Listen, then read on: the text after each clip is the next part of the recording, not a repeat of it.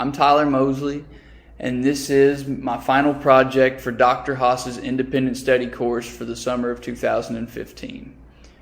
With any aspiring entrepreneur, the first thing you want to do is find a market or problem that you could correct. And that's like a place where your business can grow and flourish, and it makes sense to put it there. And in my hometown, I actually found that market. At Loretta Lynn's Ranch, they actually house one of the largest motocross races in the country. There's over 20,000 people out on this ranch for a whole week at the end of July. And during that week at the ranch, there is little to no internet access. And on top of that, all of these riders have trailers and campers hooked up to their trucks to where they're not easily able to just leave and go into town to purchase goods at the grocery store or food at one of the restaurants or anything like that. So with that, I thought there's got to be a way to make some money there. After I decided to do this delivery service here locally in Waverly, Tennessee, I thought the first thing I wanted to do was go around all the businesses and just see who would be interested and who could accommodate these needs.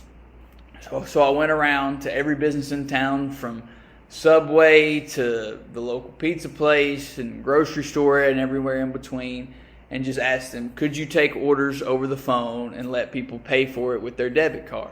And a few of the places were like, no, we don't do that. And I said, that's fine.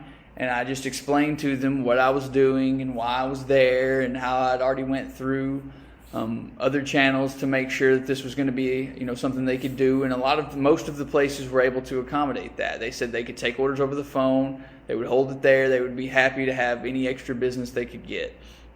So from there, I just decided, okay, well, the next thing I'm going to need is some drivers.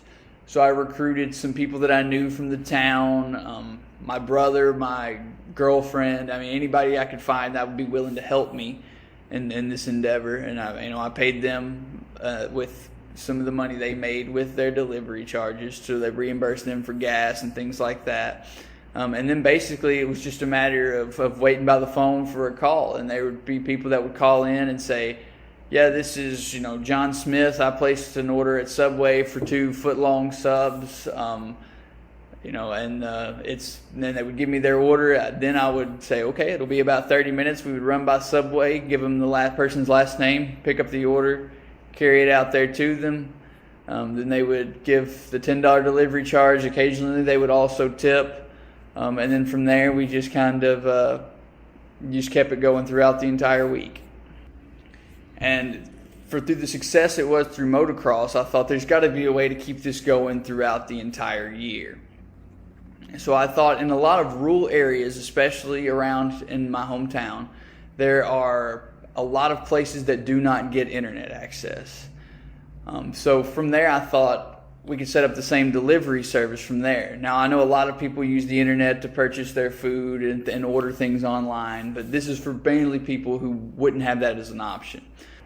The rural area delivery service will be a test market here, the same place that I tested the motocross delivery service, with a lot of older people in town, a lot of people who may not be able to get out of their house as often, or with older people around here that may need dog food or 24 packs of water or anything that's too heavy for them to carry into their house.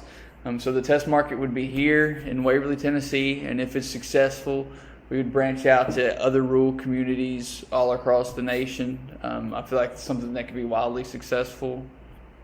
Overall, I think this is one of the best projects I've got to work on. It caused me to do a lot of thinking and put forth a lot of effort to realize that I definitely would like to be an entrepreneur. I love being my own boss, and I really don't mind putting forth the effort if it's for something worthwhile and something that I believe to be successful. In this experience, I learned a lot.